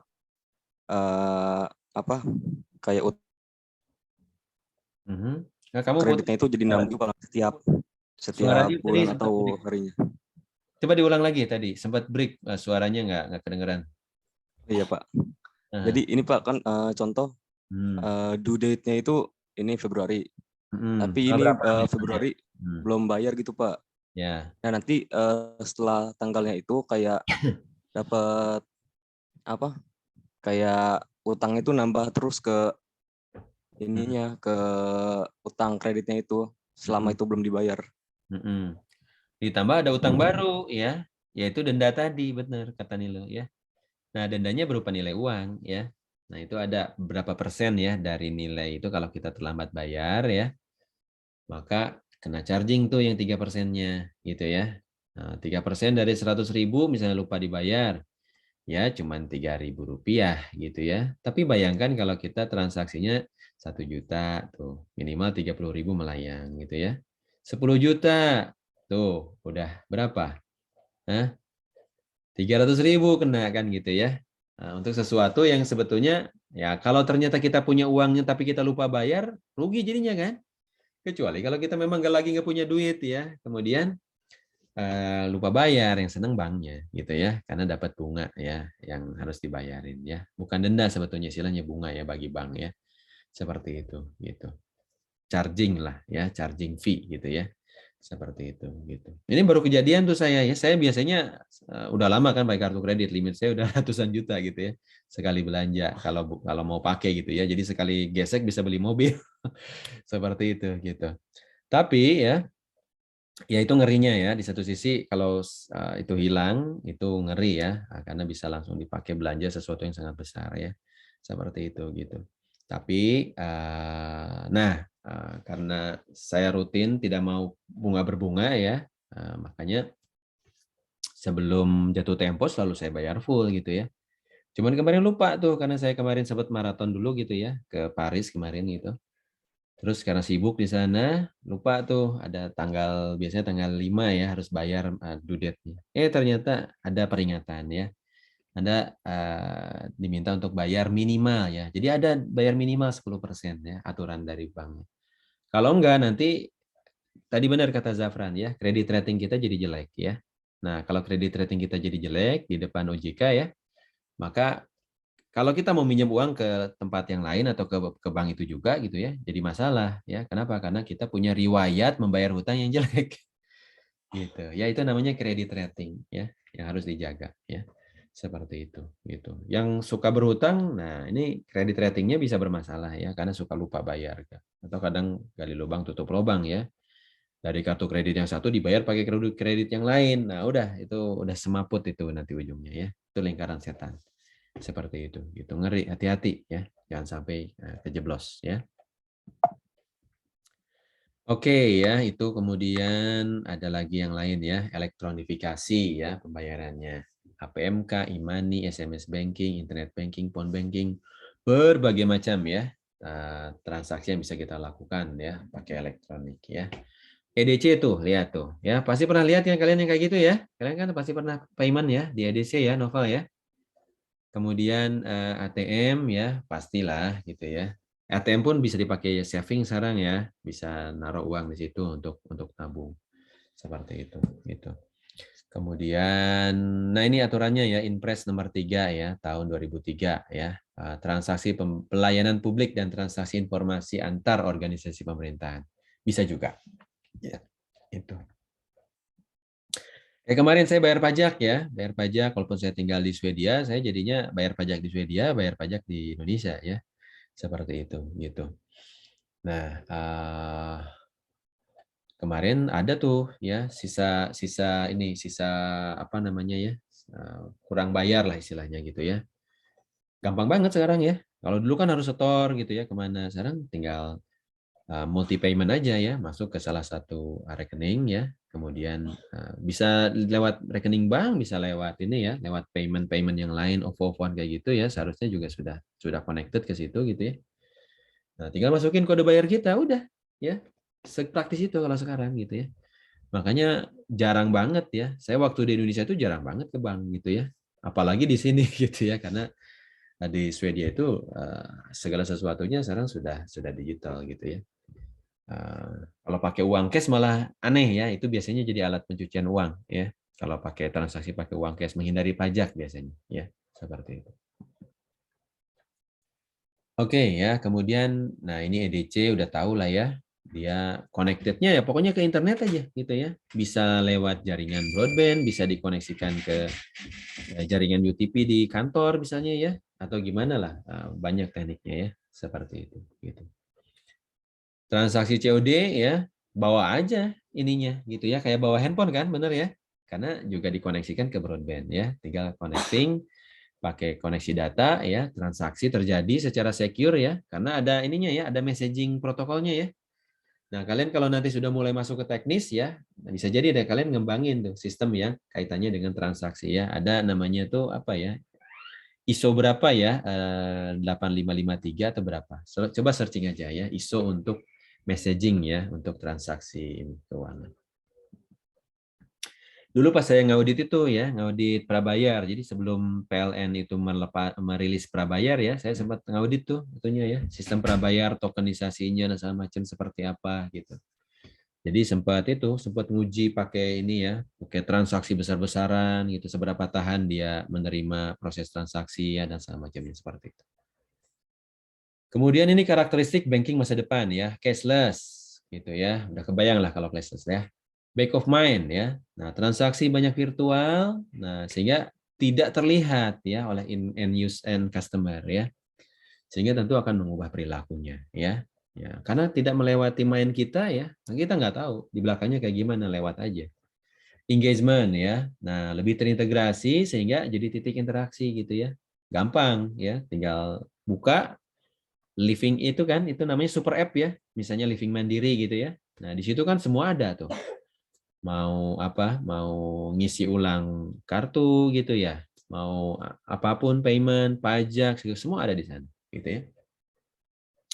Kemudian data driven ya, lebih banyak data yang dikumpulkan ya. Nah, ini jadi sumber data sebetulnya ya, sumber big data ya. Sumber big data untuk bisa big data analitik ya di sana seperti itu gitu. Jadi nanti ketahuan ya seleranya orang ini tuh ngapain aja gitu ya. Si A ini ternyata dia banyak belanja gitu kan. Nah, karena banyak belanja, terus senangnya belanjanya apa? Udah ketahuan semua itu perilaku kita ya, dengan big data ya. Apalagi kalau kita hanya menggunakan satu super app ya. Nah, itu terdata semua di situ gitu ya. Seperti itu gitu. Kemudian increase access to loans ya. Kenapa? Ya karena kalau visibilitas kita terlihat ya, maka kredit rating kita akan bagus jadinya gitu ya. Seperti itu. Semakin bagus kredit rating kita, semakin kita dipercaya untuk meminjam uang lebih besar lagi, ya. Seperti itu, terutama bagi pengusaha ya. Bagi yang cuman konsumtif doang, mah ngapain ya? Punya kredit rating bagus malah jadi ini sarana ngutang ya. Seperti itu, gitu. Walaupun ya minjam uang ke bank, ya ngeri-ngeri sedap ya. Harus lihat dulu terminologinya seperti apa, gitu ya.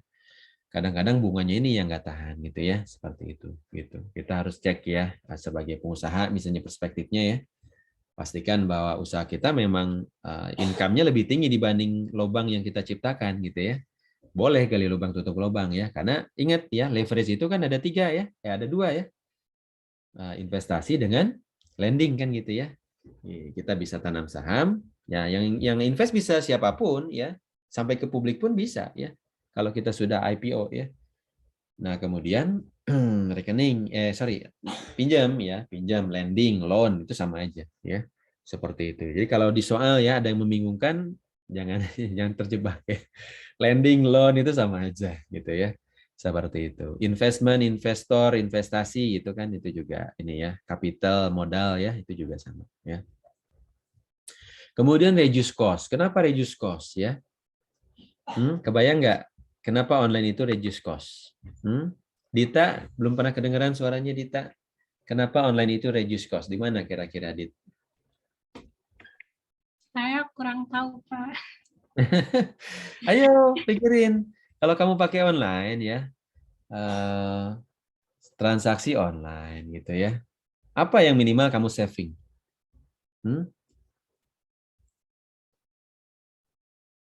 Apa yang bisa dihemat kalau misalnya kita bayarnya pakai online? Minimal apa? Kebayang? Iya, minyak teh. Minimal kita nggak perlu jalan dulu ke sana gitu Oh ya. iya. Transportation cost minimal ya. Kita nggak perlu datang ke banknya, nggak perlu datang ke site-nya gitu ya, karena belanja lewat e-commerce gitu ya. Bayarnya pun lewat e-commerce juga payment system gitu ya, sehingga nggak perlu repot-repot gesek ke EDC gitu ya. Semuanya ada di handphone masing-masing ya. Seperti itu gitu. Makanya ngeri kalau hilang handphone ya. Makanya sekarang harus lebih secure dengan fingerprint misalnya ya, atau ada yang sudah pakai mata juga gitu ya, seperti itu, atau bentuk wajah misalnya ya, seperti itu gitu. Itu ya.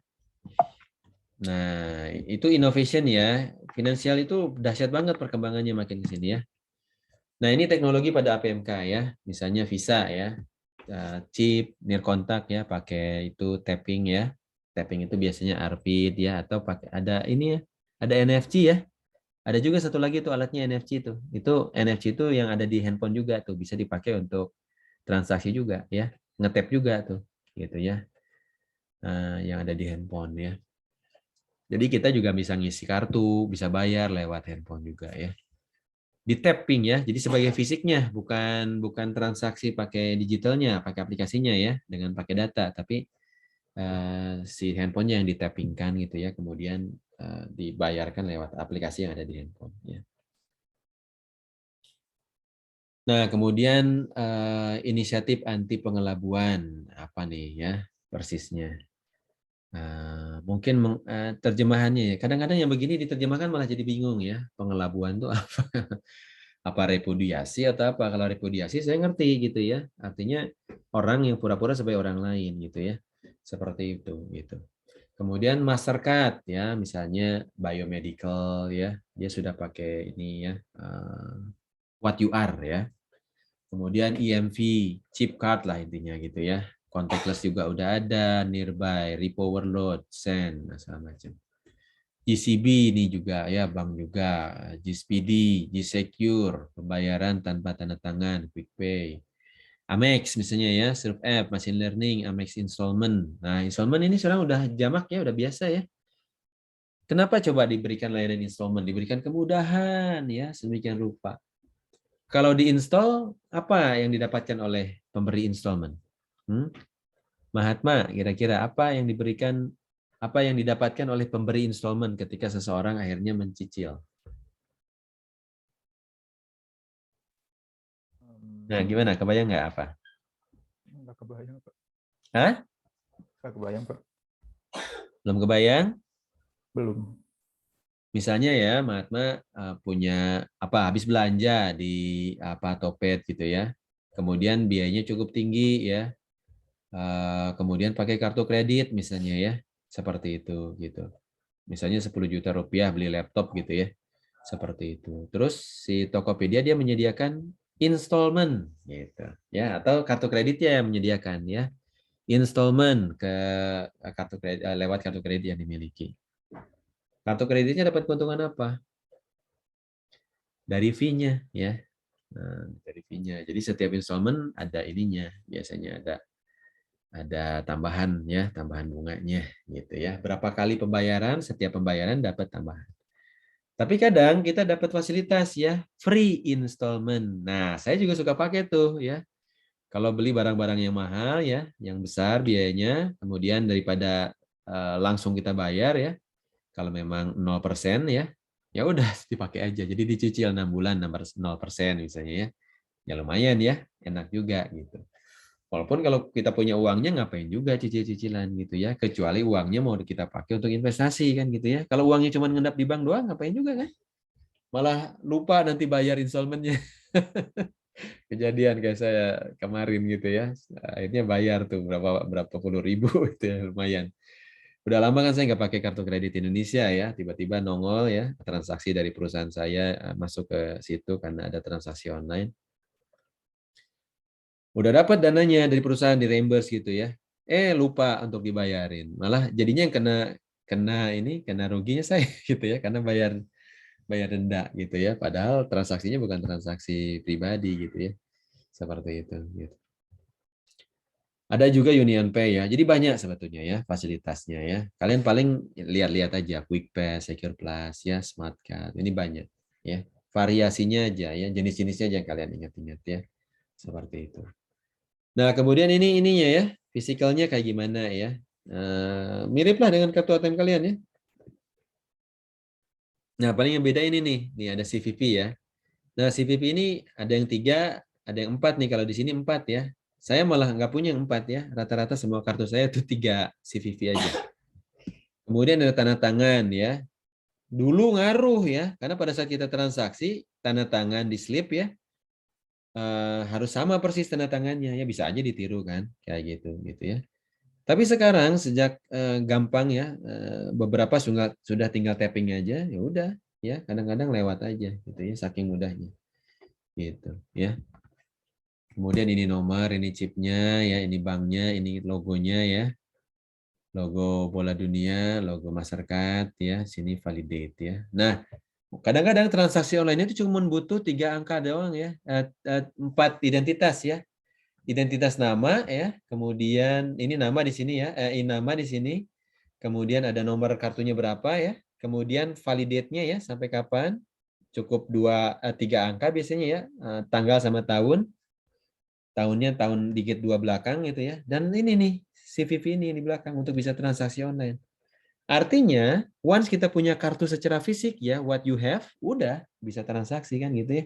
Nah ini yang dulu ngeri itu ya, sejak terjadinya banyak carding ya di Indonesia, itu terkenal dulu Indonesia kejahatan cardingnya nomor 1 dunia tuh ya, seperti itu gitu, sehingga banyak diblokir ya, nggak bisa transaksi online pada saat dulu awal-awal kartu kredit ya, udah lama banget ya, banyak carding ya. Dia juga nggak ngehack sendiri ya, dia cuma beli data aja, beli data ini ya, black market ya, data kartu kredit orang lain gitu. Nah ini masih bisa ya kalau kalian mau mencoba jadi penjahat ya. Nauzubillah min dzalik. Itu salah satu cara yang paling gampang adalah ini ya, beli dari black market ya, kartu kredit orang lain, data-data kartu sensitif gitu ya. Nah kalian coba belanjain di berbagai tempat ya, seperti itu. Gitu. Masih banyak yang cuman butuh CVV doang ya, nggak pakai 3 dimensi secure ya, 3D secure seperti itu. Kalau pakai 3D secure, dia akan minta token ke handphone masing-masing misalnya ya, atau ke email atau kemana gitu ya, atau ke ini ya, ke alat token juga bisa juga ya, seperti itu gitu. Tapi beberapa masih ada yang lost begitu saja dengan cukup pakai CVV, ngeri ya. Nah ini Visa sama aja ya, seperti itu. Ini kayak jadi ngapalin ini ya, ngapalin bentuk ini. Ini aja ya, ini nice to have aja lah, nice to know aja ya. Kalau punya bagus gitu ya. Asal jangan dipakai untuk konsumtif ya. Nih ya, CA risk analytic ya. Nah, risk ini ya, kalau risk assessment itu kalian ingat ya, 2 komponen risk. Yaitu seberapa mungkin bisa terjadi ya, itu namanya probability ya. Dan kalau terjadi seberapa besar dampaknya, itu 2 komponen untuk risk management ya, seperti itu gitu. Nah pada saat kalian menjadi pengguna kartu kredit, maka pemberi layanan kartu kredit itu dia harus menghitung ya, seberapa kredit rating yang bisa diberikan ke kita ya, sehingga limit kita bisa berapa gitu ya. Seperti itu gitu. Nah, beberapa kartu kredit itu dia terus berkembang limitnya ya, karena seiring dengan seberapa besar belanja yang pernah kita lakukan ya. Seperti itu gitu. Makin besar, makin besar, makin besar seperti yang saya tadi bilang gitu ya. Sekali transaksi bisa beli mobil, ngeri kan gitu ya. Kalau disalahgunakan oleh orang lain ya, kartunya hilang dan segala macam gitu. Nah, kemudian ada istilah ini ya, CNP misalnya, card not present ya. Kemudian big data untuk memantau semua ya. Kemudian penelusuran ya, berbasis grafik, analisis dapat melihat pola tersembunyi dalam pembelanjaan. Nah, ini dia yang saya maksudnya. Kalau kita transaksinya selalu pakai kartu itu ya, kedetek tuh semuanya gitu ya. Kita belanja di mana, jenis kategori transaksinya apa, itu tuh bisa dijual data itu tuh ya oleh si punya kartu ya, oleh si ini ya, oleh si pihak bank yang merilis itu gitu ya. Dan dia bisa gunakan tentunya untuk dirinya sendiri minimal kan gitu ya. Jadi dia bisa offering ya, offering services yang notabene terlihat berdasarkan data. Kita senang dengan layanan itu gitu ya, layanan berhutang misalnya ya, layanan apa gitu. Karena kita data transaksi kita didata ya semua sama dia ya, di tracking semua seperti itu gitu. Ini siklusnya ya, ada namanya attrition. Attrition itu menahan customer gimana caranya ya. Advertising gimana gitu ya. Kemudian analitik di tengah-tengah semuanya dia pantengin ya. Credit card scoringnya ya, credit ratingnya, fraudnya misalnya kalau dia sering ini ya, dia sering tipu-tipu gitu ya, kedetek semua tuh dan bisa jadi ini ya, jadi catatan jelek kita. Loyalty kalau selalu bayarnya pakai kartu itu misalnya ya. Kemudian transaksinya kemana saja itu bisa didetek terus gitu ya, sehingga bisa ketahuan profilnya seperti apa. Nah, ini dipakai tuh sama merchant, sama acquire ya, sama asosiasi, sama card issuer ya. Kemudian sama acquire juga gitu ya. Itu semua data muter tuh untuk bisa digunakan untuk kepentingan mereka gitu ya. Nah, kemudian ada credit scoring ya, penilaian kartu kredit ya, analisis statistik ya. Seperti itu gitu ya, untuk menilai kelayakan ya. Nah, credit scoring ini dari 300 sampai 850 ya. Saya juga nggak tahu tuh kredit rating saya berapa ya. Saya nggak tahu apa bisa dicek langsung oleh kita atau enggak gitu ya, atau cuman bisa dicek oleh ini ya sama pihak-pihak yang terkait ya, seperti acquire ataupun penyelenggara clearing segala macam gitu ya, atau pemilik ya, pemilik bisnisnya seperti itu gitu. Nah, ini adalah Vico Score namanya ya, disediakan oleh Fair Isaac Corporation ya. Misalnya di sini 10% new credit ya. 15% dari panjangnya kredit history ya. Nah, semakin panjang, semakin kita rutin bayar, tidak pernah lepas gitu ya, maka dapatlah persentasenya gitu ya. Kemudian kalau kreditnya mix ya, dapat skor yang lebih tinggi lagi ya. Artinya kan kita gunakan itu untuk berbagai macam ya. Kemudian payment history-nya akan dilihat juga ya. Kalau bagus ya, maka akan ini ya, akan menjadi nilai lebih ya. Kemudian amounts owed ya. Nah, semakin banyak utang, semakin bagus juga kreditnya gitu ya, ratingnya gitu. Nah, kalau saya mungkin juga nggak bagus ya, kredit ratingnya nggak terlalu bagus. Kenapa? Karena paling rajin bayar gitu ya, seperti itu. Sehingga bagi peminjam uang mungkin tidak terlalu menarik gitu ya. Kenapa? Karena kalau rajin bayar kan dia tidak pernah dapat bunga ya, seperti itu gitu. Kalaupun misalnya ada cicilan juga tidak pernah dapat ini, dia tidak pernah dapat bunga dari cicilan karena cicilannya 0% gitu ya, seperti itu gitu. Itu ya credit scoring. Kemudian ada digital wallet ya.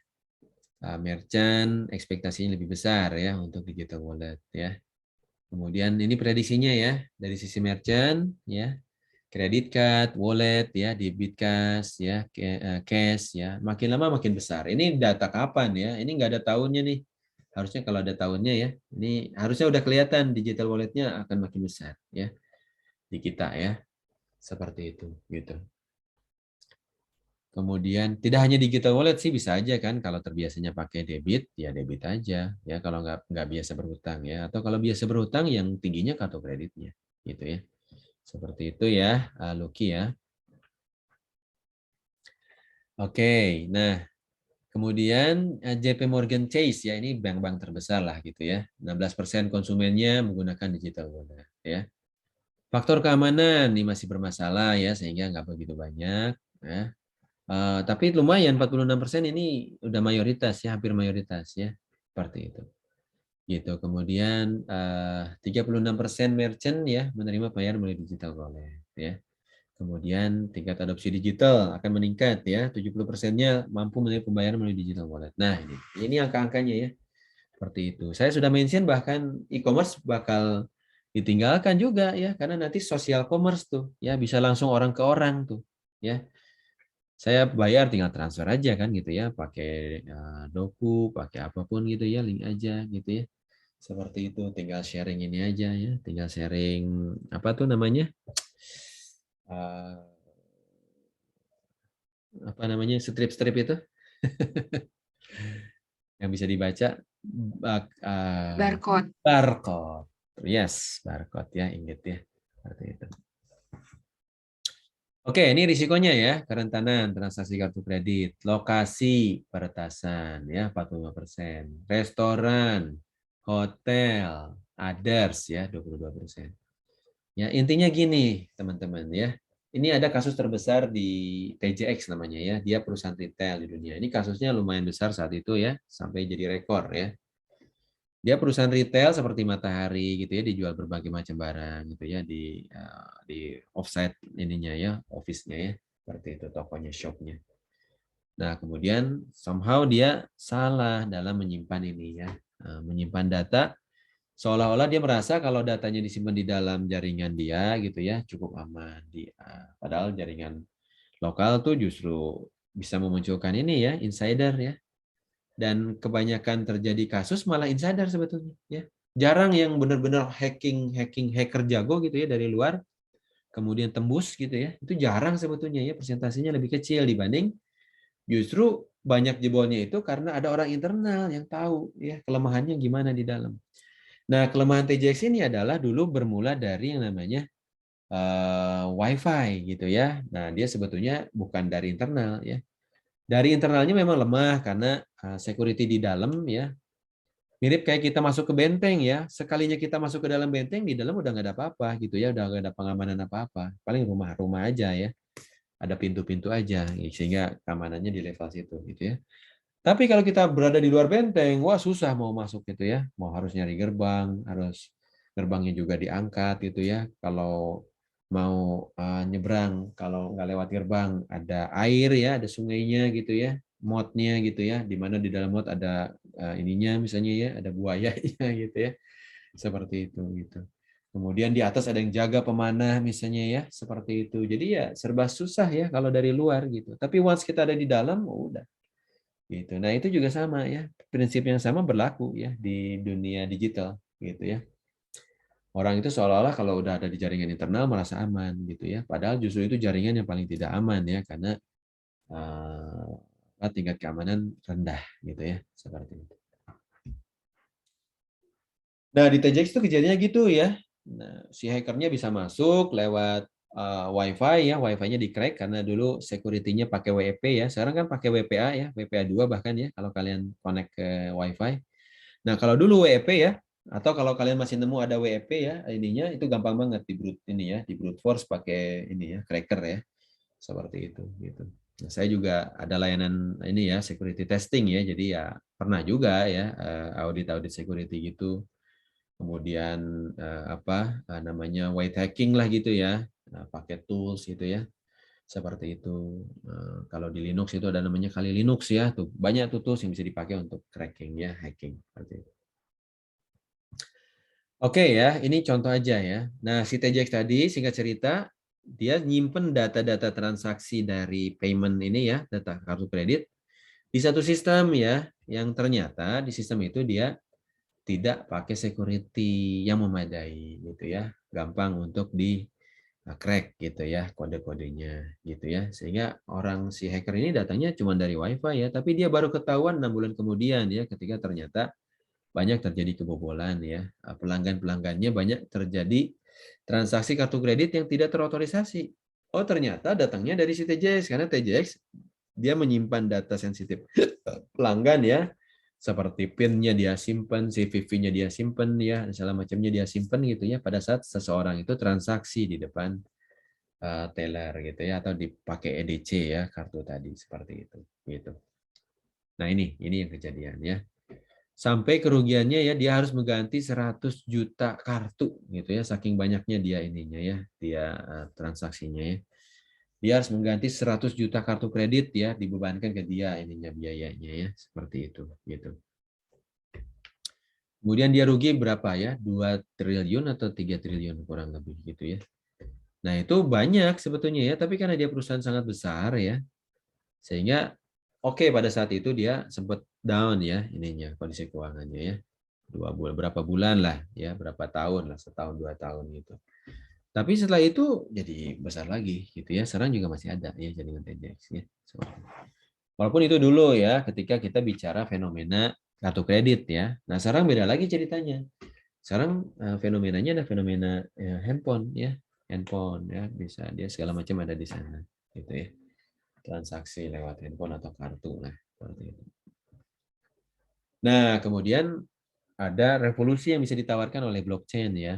Nah, blockchain itu kan kelebihannya dia ledger ya, dia bisa menyimpan berbagai data ya dan terdistribusi. Jadi susah untuk dipakai tipu menipu ya. Kenapa? Karena bisa saling recheck ya kepada jaringan blockchain-nya.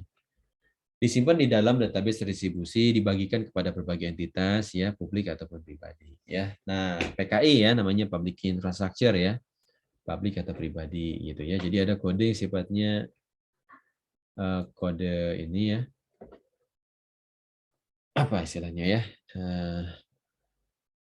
Kode publik yang semua orang boleh tahu ya dan disimpan di server publik, CA istilahnya ya. Kemudian ada kode pribadi ya yang harus kita tahu, hanya kita tahu PIN-nya gitu ya misalnya ya seperti itu gitu. Dan nanti ada berbagai cara untuk mengkombinasikan antara public dengan private key ya agar menciptakan kombinasi misalnya digital envelope gitu ya, menandatangani amplop ya agar ketika amplop itu diterima orang tuh tahu bahwa itu tuh betul dari kita gitu ya. Seperti itu. Dan berbagai macam yang lain ya. Nah, kalau blockchain ya, transaksi masuk ke blok digital. Kedua belah pihak setuju menandatangani dengan private key masing-masing ya. Tadi private key masing-masing ya. Kemudian data transaksi divalidasi di jaringan ya, jaringan blockchain maksudnya ya. Kemudian blok ditambahkan ke rantai transaksinya gitu ya. Itu kayak historical gitu ya, seperti itu. Kemudian ya udah ya pembayarannya selesai deh. Gitu ya. Nah, ini ya blockchain itu seperti ini.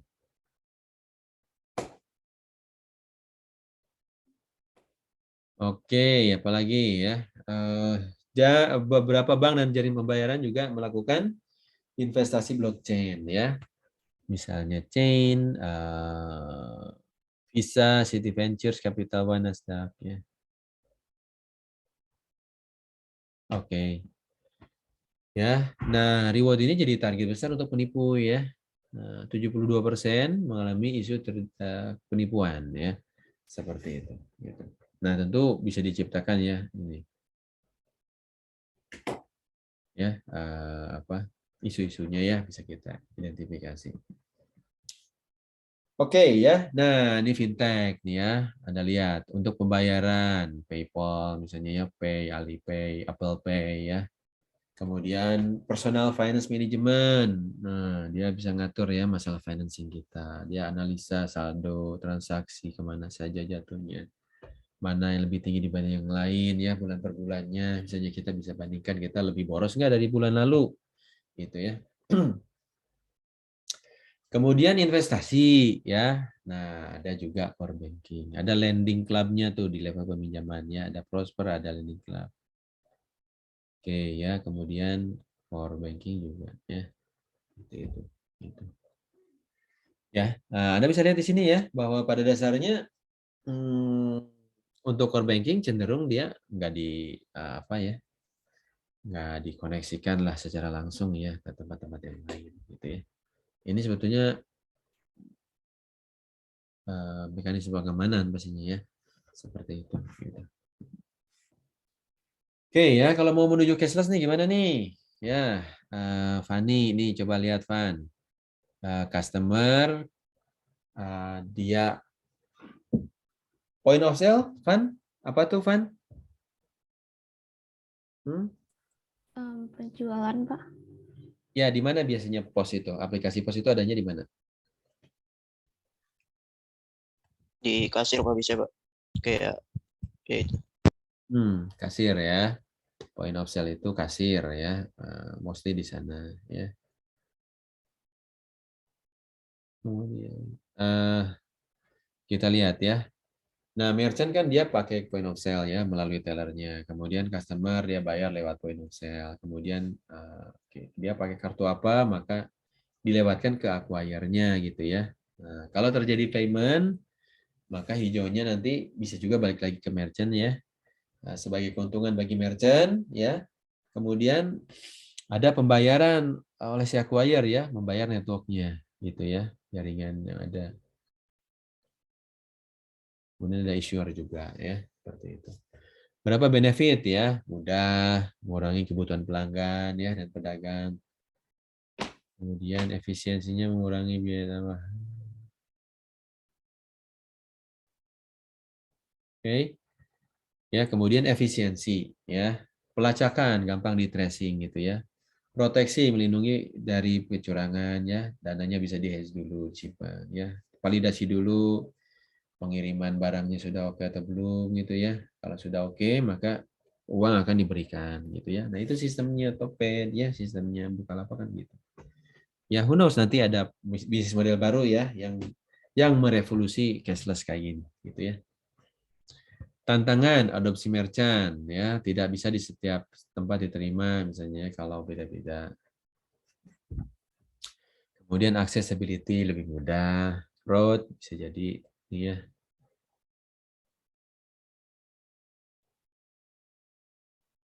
Oke. Fraud udah. Ini kotaknya udah. Ya kotaknya udah ya. Seperti itu. Nah, walaupun ya digital wallet tidak diragukan, tapi ada kendala ya. Misalnya resistansi.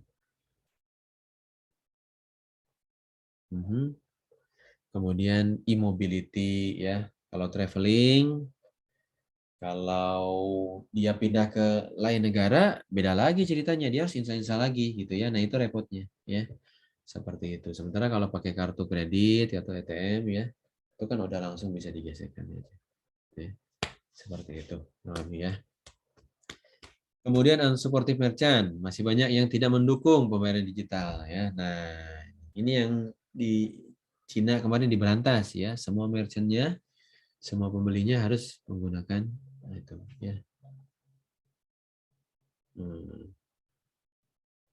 Oke, ya, menggunakan fintech di sini ya. Wih, ini lihat ya, SIBS ya. Ini adalah banking solution-nya. Ya, ini enterprise arsitektur ya. Di layer paling tingginya begini. Ya, ada delivery channels-nya gitu ya. Ini kalau saya nyusun master plan ya untuk perusahaan, ya begini-begini, nggak gambar-gambar gini nih. Ya. Nah, internet mobile banking misalnya, self-service sampai ke collection ya. Kemudian presentation delivery-nya.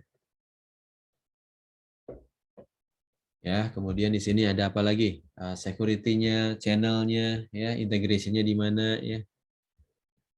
List-based automation workflow, control. Sama. Ya. Kemudian ada payment delivery, ya. Apakah bentuknya langsung full, ya? Apakah pakai EFT, SWIFT, RTGS, ya, macam-macam. Ininya alternatifnya. Ini contoh untuk credit card, ya. Oke, ya, enterprise data warehouse ya, misalnya ini data korporasi, data bisnis, data manajemen risiko dan data finansial ya. Ini semua penting ya, Kaisa ya. Jadi nanti coba dilihat ya bagaimana layanan banking ini bisa terdeliver ya. Hal apa saja yang bisa mendisrupsi dan memberhentikan layanan banking misalnya ya. Selain ini ya, kalau yang fisikal tutupnya fisiknya gitu ya. Tergantung kan ya dari kapan tutupnya seperti itu. Tapi kalau online kan sebetulnya connecting terus ya. Seperti itu. Oke ya. Nah, ini adalah Silver Lake Custom Platform ya. Users misalnya ya, ada customer, pegawai, rekanan, kemudian device-nya macam-macam ya, yang terlibat, yang terkait gitu ya. Kemudian presentasinya apa aja.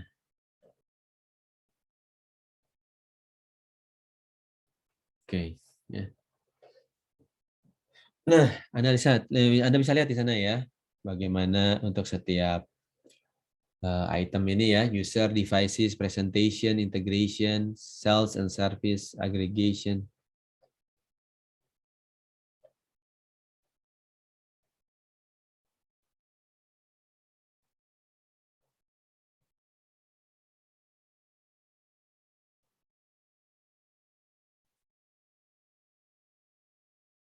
Oke. Ada agregasi, ada manajemen resikonya ya, produk dan transaksinya macam-macam nih ya. Juga bisa sindikasi ya, kerjasama dengan berbagai pihak terkait ya, seperti itu gitu. Ini contoh aja ya, Silver Lake Customer Platform, tentu beda-beda ya, bisa dibuat unattached to technology juga bisa ya. Kalau di Masterplan kadang nggak perlu ada produk di sana ya, tapi sifatnya ini ya, to the point ya, kepada mau naik apa atau mau melalui apa gitu ya, seperti itu. Nah, kurang lebih itu. Yes, silakan kalau ada pertanyaan. Ya, merci bien, matur nuwun, hatur nuhun, obrigado. Obrigado itu bahasa apa ya? Merci itu bahasa Perancis ya, France. Obrigado. Dank itu bahasa Jerman. Danke, vielen Dank. Thanks bahasa Inggris ya. Matur sekelangkong. Apa tuh matur sekelangkong? Ada yang tahu? Bahasa apa? Loh, Komang. Bukan bahasa Bali ya? Bahasa Bali apa? Suksema, Pak. Sukseno. Suksema. Suksena ya. Kalau sukron bahasa Arab ya. Kayak limam nun tah tuh, mungkin Iran kali. Terus ada bahasa yang aneh, itu Rusia kali ya atau apa? Danke. Oh, dengan danke beda. Gracias itu ini ya. Spanish ya. Chinese juga mungkin itu ya. Ada Jepang yang di atas ya, Chinese yang kotak-kotak. Terima kasih sih Indonesia ya. Melayu ya, Melayu. Okay? Right, yeah. So then anything else that you want to discuss with me here? Otherwise, we will have a quiz. Don't forget, yeah. Do you wish to prepare, or do you wish to go on directly with the quiz? Now it's already what time there? 15, 18 ya. Benar ya? Jam 3:18 ya. Seperti itu. Gitu. Waktunya nanti cukup panjang ya. Soalnya 20 soal. Saya tambahin deh waktunya ya. Jadi 30 menit ya. 30 menit. Silakan. Ini kuis yang kedua. Perbaiki ya. Kemarin itu masih ada yang tinggi-tinggi lumayan ya. Tapi yang rendahnya juga banyak ya. Jadi kemarin tuh kalau rata-ratanya jadi merata di tengah gitu ya. Artinya dia menyebar gitu ya. Mungkin karena belum siap ya, atau kaget dengan tipikal soalnya yang terlalu mudah kali ya. Seperti itu. Jadi lupa jawabannya apa. Oke. Silakan kalau ada pertanyaan tentang banking. Banking juga termasuk yang masuk ke dalam kuis ya. Jadi kalau misalnya tadi ada yang kurang jelas, silakan ditanyakan supaya kalau ternyata muncul soalnya ya nggak nyesel ya. Wah, ternyata ada yang belum jelas, saya belum ngerti. Gitu, bisa ditanyakan terlebih dahulu. Kalau cukup clear ya wis. Ya wis, let's do it then. Okay? So, everything is okay. Silakan prepare koneksi tambahannya ya kalau gitu ya. Kemudian munculkan monitor masing-masing dari pinggir ya. Seperti itu. Pinggir agak ke belakang ya. Oke, saya tunggu ya. Silakan 5 menit ya. Ayo di setting dulu handphonenya. Kalau yang belum pakai handphone, nanti ini ya, saya bisa tahu ya. Nah, nanti saya tanya nih. Kemarin masih ini, masih oke gitu ya, karena baru pertama kali. Ini yang kedua kali harusnya udah belajar ya. UTS juga sama nanti ya, bakal seperti itu. Makanya ini saya latih sekalian gitu ya. Seperti itu. Soalnya udah ready ya. Kalian siap-siap aja ya. Semuanya dari ini kok, dari yang pernah dipelajarin ya. Seperti itu. Asal kalian cermat ya. Semua istilah yang kalian nggak ngerti, kalian ini ya, kalian perjelas ya, pahamin. Maka udah ini ya, udah tinggal ini aja. Cus aja lah gitu ya. Oke, recordingnya saya stop ya. Nanti saya masuk